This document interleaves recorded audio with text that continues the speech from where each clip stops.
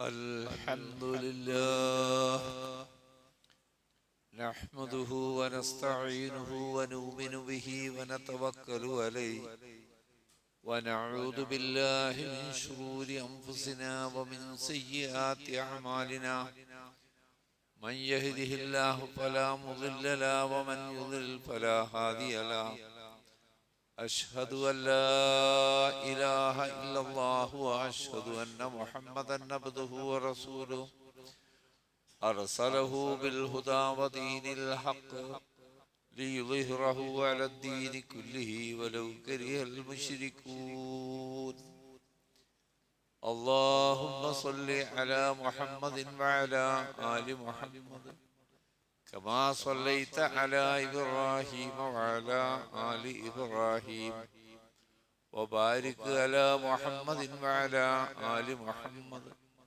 كما باركت على إبراهيم وعلى آل إبراهيم إنك حميد مجيد أما بعد فإن خير الكلام كلام الله وخير الهدي هدي محمد صلى الله عليه وسلم وشر الأمور محدثاتها وكل محدثة بدعة وكل بدعة ضلالة أيها الناس أوصيكم عباد الله وإياي بتقوى الله أعوذ بالله من الشيطان الرجيم الله نزل أحسن الحديث كتابا متشابها مثانيا تقشعر منه جلود الذين يخشون ربهم ثم تلين جلودهم وقلوبهم إلى ذكر الله ذلك هدى الله يهدي به من يشاء ومن يضلل الله وما له من هاد. സൃഷ്ടാവും പ്രപഞ്ചനാഥനുമായ അള്ളാഹുവിനെ സൂക്ഷിച്ച് ജീവിക്കണമെന്ന് ആദ്യം എന്നോടും പിന്നീട് നിങ്ങളോടും വസിയത്ത് ചെയ്യുന്നു. പരമകാരുണ്യകനായ അള്ളാഹു നമ്മെ അനുഗ്രഹിക്കട്ടെ. മാരകമായ രോഗങ്ങളിൽ നിന്നും അപകടങ്ങളിൽ നിന്നും പ്രയാസങ്ങളിൽ നിന്നും അള്ളാഹു നാം ഏവരെയും കാത്തുരക്ഷിക്കുമാറാകട്ടെ. പ്രിയപ്പെട്ടവരെ, അത്യുന്നതനായ ആകാശഭൂമികളുടെ സൃഷ്ടാവും പ്രപഞ്ചത്തെ നിയന്ത്രിച്ചു കൊണ്ടിരിക്കുന്ന അത്യുന്നതനായ റബ്ബുമായി സംസാരിക്കാൻ ഭാഗ്യം ലഭിക്കുകയെന്നത് ആ സൗഭാഗ്യം ഏറ്റവും വലിയ സൗഭാഗ്യമാണ് എന്ന് നമ്മൾ മുമ്പുള്ള ഖുതുബകളിലും പെരുന്നാൾ ഖുതുബയിലും നാം മനസ്സിലാക്കുകയുണ്ടായി. അള്ളാഹുവിന്റെ കലാമായ ഖുർആൻ ആശയമറിഞ്ഞ് പാരായണം ചെയ്യുമ്പോൾ സത്യവിശ്വാസിക്ക് റബ്ബിന്റെ സംസാരം മനസ്സിലാവുന്നു. അതനുസരിച്ച് റബ്ബുമായി പ്രതികരിക്കാനും സത്യവിശ്വാസിക്ക് സാധ്യമാകുന്നു. ഖുർആൻ തന്നെ പറഞ്ഞതാണത്. അല്ലാഹു നസ്സല അഹ്സനൽ ഹദീസ്. അല്ലാഹുവാണ് ഏറ്റവും ഉത്തമമായ വചനങ്ങളെ ഇറക്കിയവൻ. കിതാബൻ മുതശാബിഹൻ മസാനിയ. സദൃശ വചനങ്ങളും ആവർത്തിച്ചു വരുന്ന വചനങ്ങളും ഉൾക്കൊള്ളുന്ന ഒരു വേദഗ്രന്ഥം. ആ വേദഗ്രന്ഥമാണ് അള്ളാഹു അവതരിപ്പിച്ച ഏറ്റവും വിശിഷ്ടമായ വർത്തമാനം. തഖ്ശഇറു മിൻഹു ജുലൂദുല്ലദീന യഖ്ശൗന റബ്ബഹും. അള്ളാഹുവിനെ ഭയപ്പെടുന്ന ആളുകൾ ആ ഖുർആൻ പാരായണം ചെയ്യുമ്പോൾ അവർക്ക് രോമാഞ്ചമുണ്ടാകുന്നു.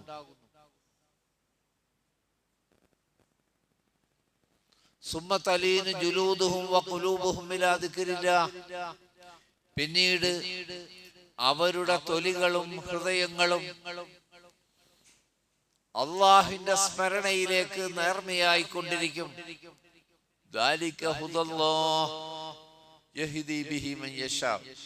അത് അള്ളാഹുവിൽ നിന്നുള്ള സന്മാർഗമാണ്. അവൻ ഉദ്ദേശിക്കുന്നവരെ അതുവഴി അള്ളാഹു സന്മാർഗത്തിലാക്കുന്നു. അള്ളാഹു ആരെങ്കിലെയും പിഴപ്പിച്ചാൽ അവന് സന്മാർഗം കാണിക്കാൻ ആരും തന്നെയില്ല. സൂറത്ത് സുമറിലെ 23-ാമത്തെ വചനം. അപ്പോ പരിശുദ്ധ ഖുർആൻ ആശയമറിഞ്ഞ് പാരായണം ചെയ്യുമ്പോൾ രോമാഞ്ചമുണ്ടാകുന്നത് എന്തുകൊണ്ട്? നമ്മുടെ ഹൃദയത്തെ ബാധിക്കുന്ന കാര്യങ്ങളാകുമ്പോഴാണ് രോമാഞ്ചമുണ്ടാകുന്നത്. ശരീരമാസകലം അതിന്റെ പ്രതികരണങ്ങൾ ഉണ്ടാവും. അർത്ഥമറിയാതെ ഖുർആൻ പാരായണം ചെയ്യുമ്പോൾ ഒരു പ്രതികരണവും അവനിൽ ഉണ്ടാവുകയില്ല. ഓതി ഓതി ഓതി തളരുക എന്നല്ലാതെ, ഓതി ഓതി മയങ്ങുകയല്ലാതെ ഒരു പരിവർത്തനവും അവന്റെ ഹൃദയത്തിനാവട്ടെ ശരീരത്തിന്റെ അവയവങ്ങൾക്കാവട്ടെ യാതൊരു മാറ്റവും ഉണ്ടാവുകയില്ല. ഏതൊരായത്തും ഒരുപോലെ തന്നെ ഓതിപ്പോകാൻ അവർക്ക് കഴിയും.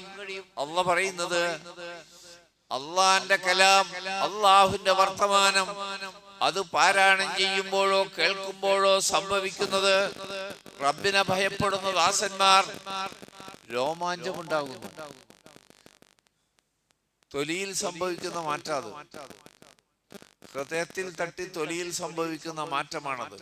മാത്രമല്ല, ആ കലാമ്, ഹദീസ്, റബ്ബുമായുള്ള വർത്തമാനത്തിനിടയിൽ അവന്റെ ഹൃദയം, അവന്റെ തൊലികൾ ദൈവിക സ്മരണയിലേക്ക് നേർത്ത് നേർത്ത് വന്ന് ലയിച്ചു ചേരും. അത് ഹിദായത്ത് ലഭിച്ചവർക്ക് സാധ്യമാകുന്നതാണ്. അള്ളാഹു ഹിദായത്ത് നൽകുന്ന ദാസന്മാർക്ക് അള്ളാഹുവിന്റെ കലാമായ ഉത്തമമായ ഹദീസ് പാരായണം ചെയ്യുന്നതിലൂടെ അല്ലെങ്കിൽ കേൾക്കുന്നതിലൂടെ അവന് സാധ്യമാകുന്നത് ഹൃദയത്തിന്റെ പ്രതികരണങ്ങളാണ്. അതുവഴി ശരീരം മുഴുവൻ പ്രതികരണത്തിന് വിധേയമാകുന്നു. അർത്ഥമറിയാതെ പാരായണം ചെയ്തുകൊണ്ടിരിക്കുമ്പോൾ അള്ളാന്റെ കലാം ഓതുന്ന ആണല്ലോ ഞാൻ ഓതുന്നത് എന്നൊരു സംതൃപ്തിയിൽ അത് അവസാനിക്കുകയും ചെയ്യുന്നു. ഒരു മാറ്റം ആ അടിമയിൽ ഉണ്ടാവുന്നില്ല. അള്ളാഹുവിന്റെ റസൂൽ സത്യവിശ്വാസികൾക്ക് അള്ളാഹു വാഗ്ദാനം ചെയ്യുന്ന നന്മകളെ കുറിച്ചുള്ള ഖുർആനിക വചനങ്ങൾ കേൾക്കുമ്പോൾ അപ്പൊ തന്നെ പ്രതികരിക്കാം, റബ്ബേ നീ അത് ഞങ്ങൾക്ക് നൽകണമേ എന്ന്. ശിക്ഷയെക്കുറിച്ചുള്ള ഒരു താക്കീതായി ഒരായത്ത് വന്നാൽ അത് ഓതിക്കൊണ്ടിരിക്കെ റസൂലുള്ളാഹ് മനസ്സിൽ നിന്നൊരു പ്രാർത്ഥന ഉയരും, റബ്ബേ നീ ഞങ്ങളെ കാത്തുരക്ഷിക്കണേ. സ്വർഗത്തെ കുറിച്ചുള്ള വാഗ്ദാനമാണെങ്കിൽ, സ്വർഗവാസികൾക്ക് അല്ലാഹു നൽകിയ അനുഗ്രഹങ്ങളെ കുറിച്ചുള്ള വിവരണമാണെങ്കിൽ, ഏതൊരു ദാസനും അറിഞ്ഞുകൊണ്ട് ഓതുമ്പോൾ ആ വിഭാഗത്തിൽ ഞങ്ങളെ ഉൾപ്പെടുത്തി അനുഗ്രഹിക്കണേ എന്നൊരു പ്രാർത്ഥന അവന്റെ ഹൃദയത്തിൽ നിന്നുണ്ടാവും. നരകത്തെക്കുറിച്ചോ നരകത്തിലെ ശിക്ഷാവസ്ഥകളെ കുറിച്ചോ ഉള്ള ആയത്തുകൾ ഓതുമ്പോൾ അപ്പോഴും അവന്റെ ഹൃദയം പ്രതികരിക്കും, റബ്ബേ നീ ആ നരകാഗ്നിയിൽ നിന്ന് കാത്തുരക്ഷിക്കണേ. അർത്ഥറിയുന്ന ആൾക്ക് മാത്രമാണ്. അർത്ഥറിയാത്താക്ക് അങ്ങനെ ഒന്നും വരൂല, പ്രാർത്ഥന ഉണ്ടാവില്ല. പ്രാർത്ഥനയാണെന്ന് പോലും ചിലത് പ്രാർത്ഥനയായിട്ട് ഖുർആനിലുണ്ടല്ലോ, അത് പ്രാർത്ഥനയാണെന്ന് പോലും അറിയില്ലല്ലോ. നിങ്ങൾ നോക്കൂ, ഈ ആയത്ത് സൂറത്ത് സജദയിലെ തതജാഫാ ജുനൂബുഹും അനിൽ മളാജി യദ്ഊന റബ്ബഹും ഖൗഫൻ വതമആ.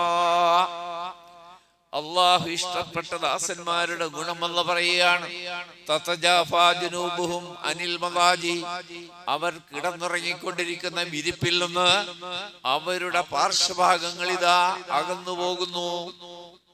യദ്ഊന റബ്ബഹും ഖൗഫൻ വതമആ, റബ്ബിനോടുള്ള ഭയപ്പാട് കൊണ്ടും റബ്ബിന്റെ ശിക്ഷയെ പേടിച്ചുകൊണ്ടും റബ്ബിന്റെ അനുഗ്രഹങ്ങളെ പ്രതീക്ഷിച്ചുകൊണ്ടും റബ്ബിനോട് അവർ പ്രാർത്ഥിക്കുന്നവരാണ്.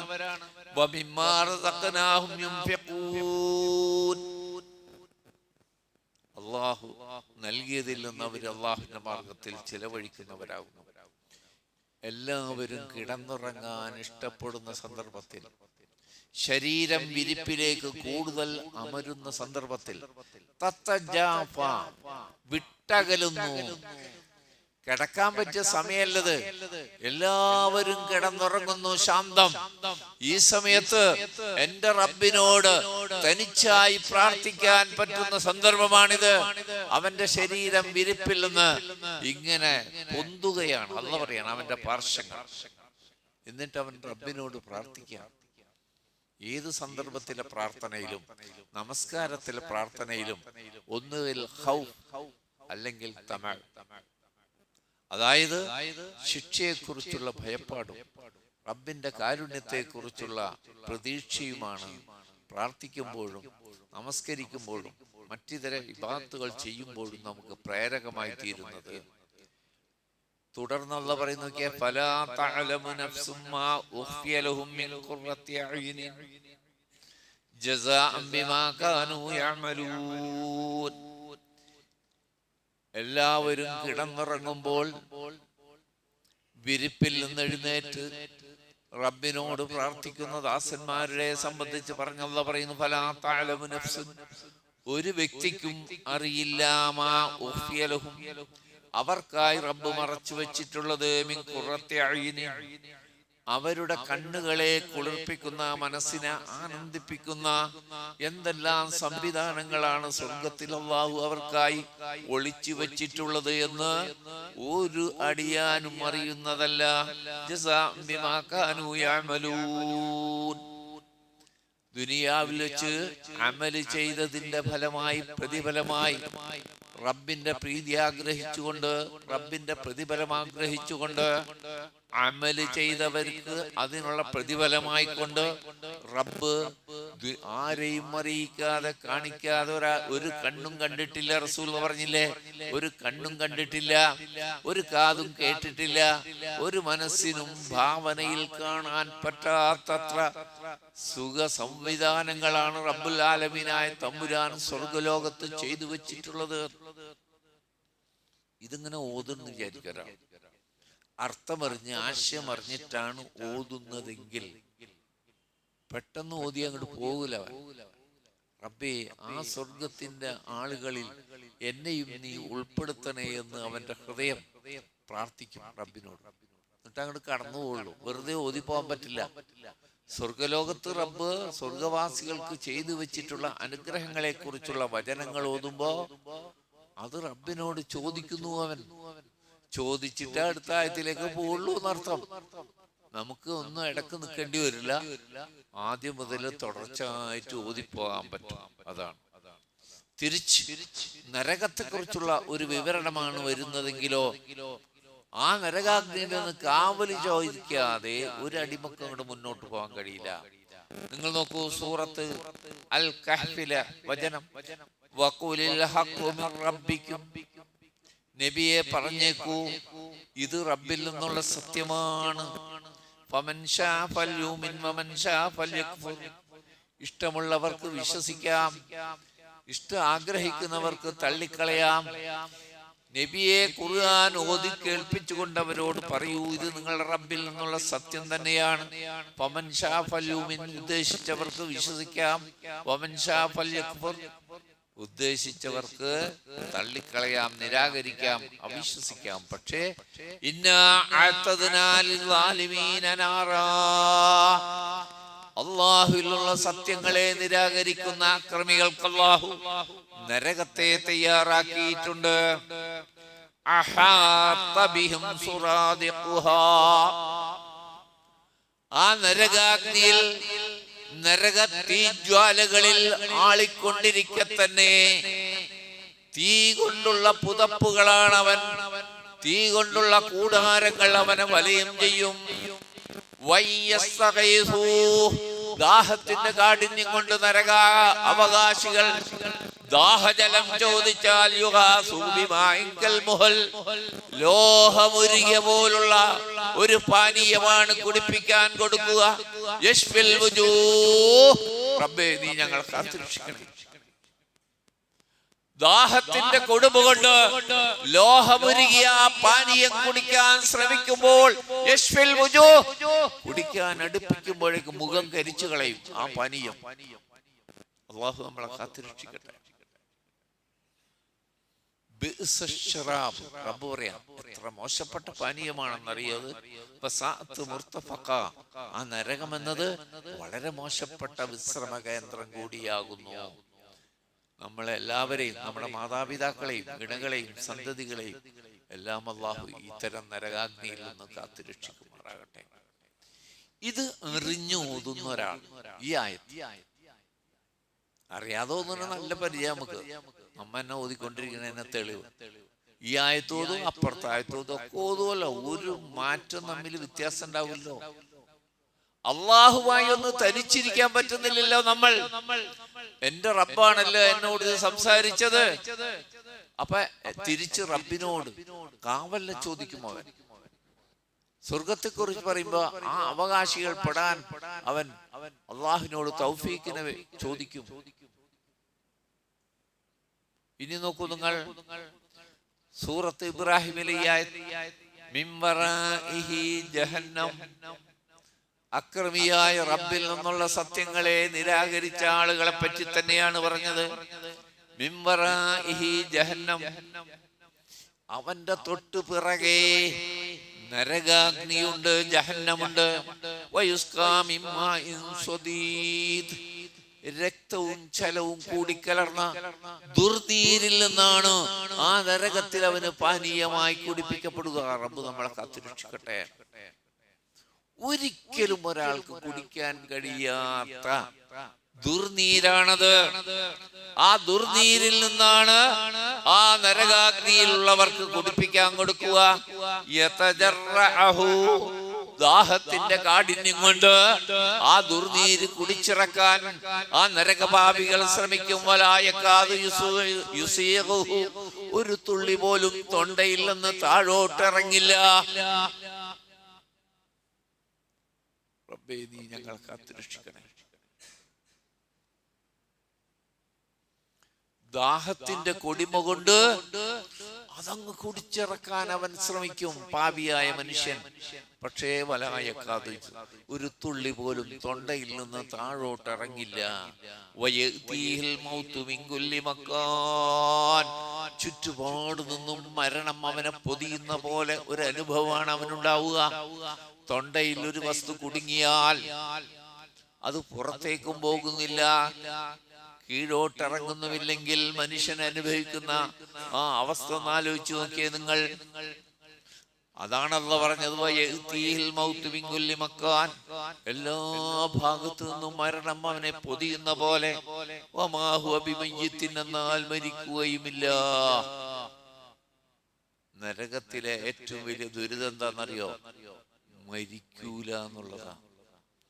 ദുനിയാവിൽ ഏത് അപകടത്തിന്റെ, ഏത് പ്രയാസത്തിന്റെ, ഏത് രോഗത്തിന്റെ അവസാനം മരിക്കാന്നതാണല്ലോ. പക്ഷേ ആ നരകത്തിൽ അവര് ജീവിക്കുന്നുമില്ല, മരിക്കുന്നുമില്ല. ആ മരണത്തിന്റെ അവസ്ഥ നിത്യമായി അവൻ അനുഭവിക്കുകയാണ്, മരിക്കുന്നില്ല.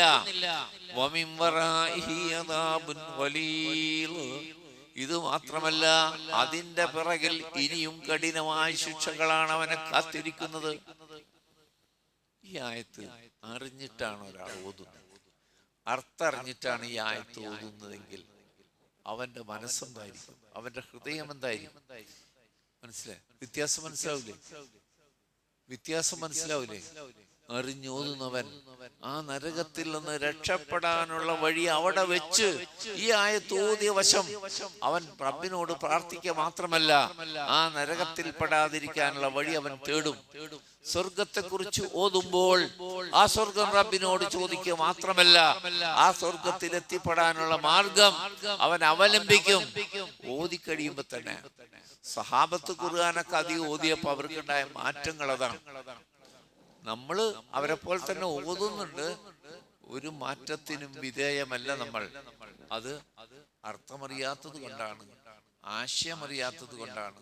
അതുകൊണ്ട് എന്നും ആവർത്തിക്കുന്ന പോലെ അധികം ഓതിയില്ലെങ്കിലും ഓതുന്നത് എറിഞ്ഞ് എന്താണെന്ന് അറിഞ്ഞ് ഓതാൻ പരിശ്രമിക്കുക. അള്ളാഹു നമ്മെ അനുഗ്രഹിക്കട്ടെ.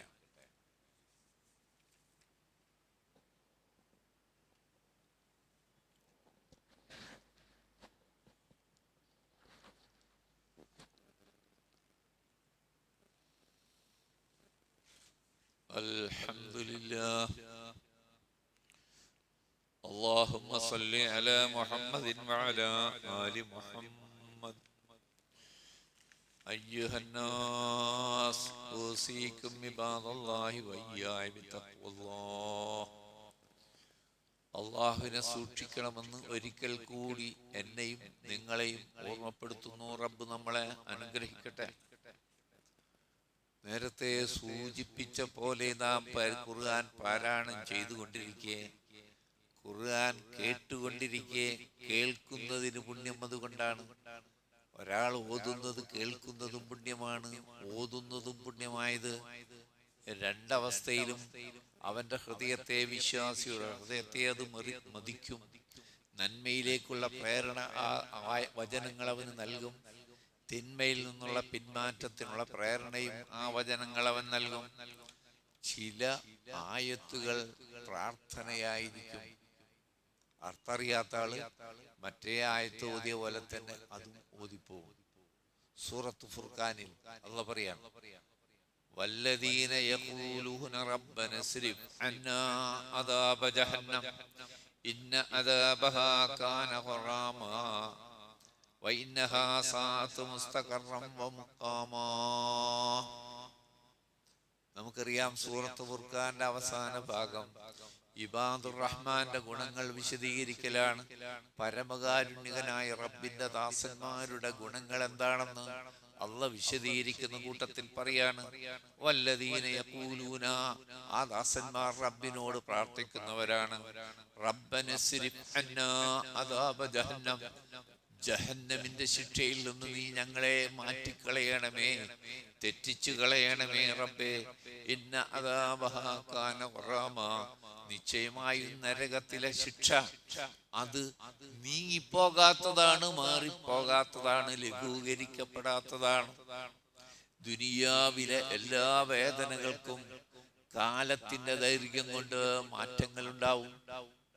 പ്രിയപ്പെട്ടവരെ, ഒരു വേദന നമുക്ക് തുടങ്ങുന്ന സന്ദർഭത്തിൽ അത് ഭീകരമായിരിക്കും. നമുക്ക് കാലങ്ങളോളം രോഗം കൊണ്ടോ അപകടം കൊണ്ടോ ഒക്കെ ദീർഘിച്ചു നിൽക്കുന്ന വേദനകളാണെങ്കിൽ ആ വേദനയോട് താതാത്മ്യം പ്രാപിച്ചുകൊണ്ട് ആദ്യം തോന്നിയ പ്രയാസം പിന്നീട് തോന്നാത്ത അവസ്ഥ ദുനിയാവിൽ സംഭവിക്കാം.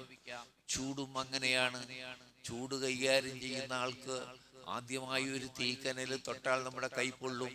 തീക്കനൽ എടുത്ത് എടുത്ത് ശീലിച്ച ആളുകൾ, കനൽ ചിരട്ടയിലേക്ക് തീക്കനൽ കൈകൊണ്ടെടുത്തിടുന്ന ശീലിച്ച ആൾ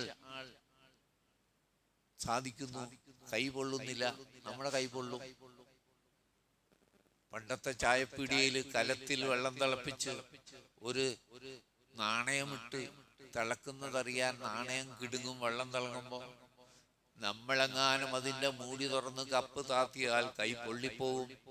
ആ ചായക്കടക്കാരൻ സ്ഥിരമായി ആ തിളച്ച വെള്ളത്തിലേക്ക്, ആ ചെമ്പിലേക്ക് കൈയിറക്കി കപ്പ് കൊണ്ട് വെള്ളം കോരിയെടുക്കുന്നു. സ്ഥിരമായിട്ട് ഒരു പ്രശ്നം തോന്നുന്നില്ല. അത് ദുനിയാവിന്റെ പ്രകൃതിയാണ്. പക്ഷേ ഇന്ന അദാബഹാ കാന ഖറാമാ, നരകത്തിന് ബാധകമല്ല, പരലോകത്തത് ബാധകമല്ല. എന്നും വേദനയേറിയ മാറിപ്പോകാത്തതാണല്ലോ റബ്ബേ അത്. വഇന്നഹാ സാഅതു മുസ്തഖറൻ വമുഖാമാ, ഏറ്റവും മോശപ്പെട്ട താമസ സ്ഥലമാണല്ലോ ആ നരകം. ഈ ആയത്ത് ഓതുമ്പോ ആ പ്രാർത്ഥനയിൽ തന്നെയായിരിക്കില്ലേ അടിമ? ഇത് പ്രാർത്ഥനയാണ്. അള്ളാന്റെ ദാസന്മാരിങ്ങനെ പ്രാർത്ഥിക്കുന്നു അല്ല പറഞ്ഞത്. അവൻ പ്രാർത്ഥിക്കുമല്ലോ, പക്ഷെ നമുക്ക് പ്രാർത്ഥനയാണെന്ന് പോലും അർത്ഥറിയാത്തോണ്ട് അറിയില്ല. മറ്റേ ആയത്ത് ഓതി പോണ പോലെ പോകും. അല്ലാഹ് നമ്മളോട് ഇങ്ങനെ പറയുമ്പോഴോ, യാ അയ്യുഹല്ലദീന ആമനൂ, സത്യവിശ്വാസികളെ, ഖൂ അൻഫുസകും വ അഹ്ലീകുൻ നാറാ, നിങ്ങൾ നിങ്ങളെ തന്നെയും നിങ്ങളുടെ കുടുംബക്കാരെ അഹലുകാരെയും നരകാഗ്നിയിൽ നിന്ന് സൂക്ഷിക്കണേന്ന്. അങ്ങനെ ഒരു ആയത്ത് ഓതിപ്പോല സൂറത്ത് തഹ്രീമിലാണ്. സൂറത്ത് തഹ്രീമിലാണ് ഈ ആയത്ത്. ഖുർആൻ ഖത്തം തീർക്കുമ്പോ നമ്മ ഈ ആയത്ത് ഓതുവല്ലോ. അറിഞ്ഞു ഓതുന്ന ഒരാൾ, ഇത് എന്നോടുള്ള റബ്ബിന്റെ കൽപ്പനയാണെന്ന് അറിയുന്ന ഒരാൾ വെറുതെ ഓതിപ്പോകില്ല. കുറച്ചേരം അവിടെ നിൽക്കും. എന്താ പറഞ്ഞത്? സത്യവിശ്വാസികളെ, നിന്നെയും നിന്റെ അഹ്ലുകാരെയും നരകാഗ്നിയിൽ നിന്ന് നീ കാത്തുകൊള്ളുക. ആ നരകാഗ്നി ജ്വലിപ്പിക്കുന്നത്, അതിലെ വിറക് മനുഷ്യരും കല്ലുകളുമാകുന്നു. റബ്ബേ, നീ ഞങ്ങളെ കാത്തുരക്ഷിക്കണേ. നരകത്തിൽ മനുഷ്യരെ ഇടുന്തോറും നരകത്തിന്റെ ചൂട് കൂടിക്കൊണ്ടിരിക്കും. വിറകണത്. ഗന്ധക കല്ലുകളും ചൂട് കൂട്ടുന്ന ഒരു മറ്റൊന്ന്. ഗന്ധക കല്ലുകൾ. കല്ലിന്റെ ചൂട് താങ്ങാൻ പറ്റൂല. ഈ ദുനിയാവിലാവട്ടെ ചൂടിനെ തടുക്കുന്ന ഒരു വസ്തു ഉണ്ടെങ്കിൽ അത് കല്ലാണ്. അടുപ്പൂട്ടുന്ന കല്ലുകൊണ്ടല്ല, മണ്ണുകൊണ്ടോ കല്ലുകൊണ്ടോ അടുപ്പ് ഏറ്റവും നല്ല. ഇരുമ്പ് പോലും തീ സ്ഥിരമായി ഉപയോഗിച്ചുകൊണ്ട് ആ ഇരുമ്പ് പോലും ദ്രവിക്കുകയോ ഉരുകുകയോ ഒക്കെ ചെയ്യും. ഇരുമ്പുകൊണ്ടും അടുപ്പുണ്ടാക്കാറില്ല. പണ്ടേ നമ്മ അടുപ്പുണ്ടാക്കുന്ന രീതി തന്നെയാണ് ശരി. കല്ലുകൊണ്ട്, കളിമണ്ണ് കൊണ്ടേ മൊഴി. സിമെന്റ് ഇട്ടാ പൊട്ടിത്തെറിച്ചു പോകും. സിമെന്റ് ഇട്ട് തേച്ചാല് കുറെ നാൾ ചൂട് കൊണ്ട് അത് പൊട്ടിത്തെറിച്ചു പോകും. അതുകൊണ്ട് പണ്ടൊക്കെ കളിമണ്ണ് കൊണ്ട് മെഴുകായിരുന്നു അടുപ്പൊക്കെ. അതായിരുന്നു ഏറ്റവും ശാസ്ത്രീയം. ഇന്ന് തല കുത്തനെ മാറിപ്പോയത് നമ്മൾ. കാരണം തീയിനെ തടുക്കുന്ന എന്തെങ്കിലും ദുനിയാവിലെ വസ്തു ഉണ്ടെങ്കിൽ അത് കല്ലും മണ്ണുമാണ്. പക്ഷേ കല്ല് കത്തുന്ന നരകത്തെ കുറിച്ച് എന്ത് ചെയ്യും? കല്ലുകൾ കത്തുന്ന നരകത്തെ കുറിച്ചുള്ള ആയത്തോതുമ്പോ അറിയുന്നവൻ, അർത്ഥമറിയുന്നവന്റെ ഹൃദയം പടക്കും. റബ്ബിനോട് കാവല്ല ചോദിക്കും. അവന് വേണ്ടി മാത്രമല്ല, അവന്റെ അഹ്ലുകാരെ, അവന്റെ മക്കൾ, അവന്റെ മാതാപിതാക്കൾ, അവന്റെ ഭാര്യ, അതുപോലെ അവന്റെ സഹോദരങ്ങൾ, അവരെയും നരകാഗ്നിയിൽ നിന്ന് കാക്കണേ റബ്ബേ എന്നൊരു പ്രാർത്ഥന അവന്റെ ഹൃദയത്തിൽ നിന്ന് പുറത്തേക്ക് വരും. അലൈഹാ മലായികത്തുൻ ഗിലാദുൻ ശിദാദുൻ. ആ നരകത്തിൽ കഠിന ഹൃദയന്മാരായ പരുഷ സ്വഭാവികളായ ചില മലക്കുകളുണ്ട്. നരകത്തിന്റെ കാവൽക്കാരായ അല്ലാഹു ചുമതലപ്പെടുത്തിയ മലക്കുകളെ പ്രത്യേകം സൃഷ്ടിച്ചതാണ്. നരകത്തിന്റെ കാവൽക്കാരായ മലക്കുകളെ പ്രത്യേക ഗുണങ്ങളോടുകൂടി റബ്ബ് സൃഷ്ടിച്ചിട്ടുണ്ട്. അവർക്ക് കരുണ അറിയില്ല, സ്നേഹം അറിയില്ല, ദയ അറിയില്ല. ഒരാള് സങ്കടപ്പെട്ട് കരഞ്ഞാൽ ഒരു വ്യത്യാസവും അവരിൽ ഉണ്ടാക്കാൻ ആ മലക്കുകൾക്ക് ഉണ്ടാക്കാൻ കഴിയില്ല. കഠിനന്മാരും പരുഷ സ്വഭാവികളുമായ മലക്കുകളാണ് അവിടെയുള്ളത്.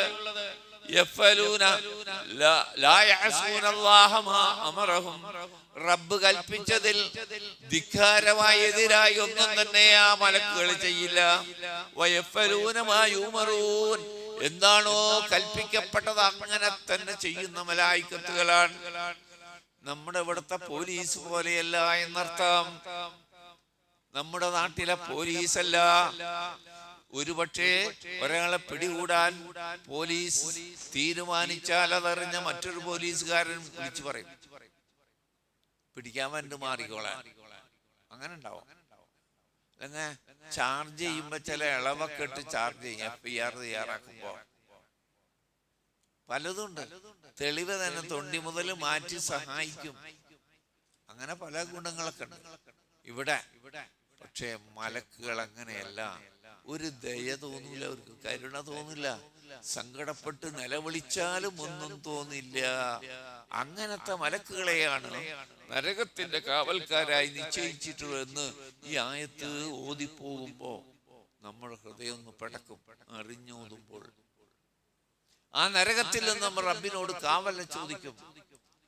അപ്പോ പ്രിയപ്പെട്ടവരെ, എത്ര കാലം നിങ്ങൾ ഇവിടെ ജുമാക്ക് വന്നത് മുതൽ നിങ്ങൾ കേൾക്കുകയാണ്. ആശയം പഠിക്കണം, അർത്ഥം പഠിക്കണം. എന്നാലേ അത് പാരായണം ചെയ്യുന്നതിലൂടെ, അല്ലെങ്കിൽ നമസ്കാരത്തിൽ പാരായണം ചെയ്യുമ്പോഴും, അല്ലെങ്കിൽ മറ്റൊരാൾ ഓതുന്നത് കേൾക്കുമ്പോഴും ഉണ്ടാകുന്ന ഗുണം ആ ഓത്തിന്റെ ഭംഗിയല്ല, ആ ആയത്തിൽ പറയുന്ന കാര്യം, റബ്ബ് നമ്മോട് സംസാരിക്കുന്ന വിഷയം, അത് അറിയാൻ പറ്റുന്ന രൂപത്തിലേക്ക് നമ്മുടെ പാരായണം, കേൾവി മാറണം. അതിനുവേണ്ടി പരിശ്രമിക്കണം. അള്ളാഹു നമ്മെ അനുഗ്രഹിക്കുമാറാകട്ടെ. നമ്മിൽ വന്ന വീഴ്ചകൾ, അലസതകൾ അള്ളാഹു പുറത്തു മാപ്പാക്കി തരുമാറാകട്ടെ. اللهم اغفر للمؤمنين والمؤمنات والمسلمين والمسلمات الأحياء منا والأموات إنك مجيب الدعوات يا قاضي الحاجات. اللهم ربنا آتنا في الدنيا حسنة وفي الآخرة حسنة وقنا عذاب النار. آمين.